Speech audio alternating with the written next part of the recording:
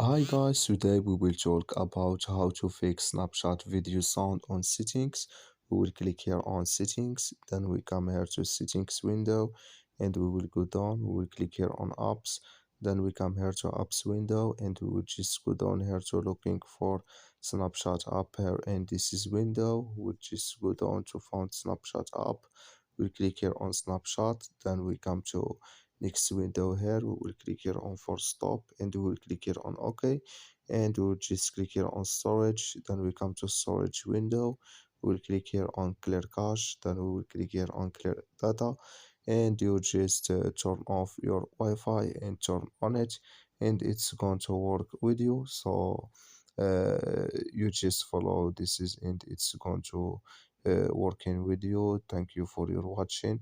Don't forget to support us by like, subscribe, and see you in next video about our Snapchat settings.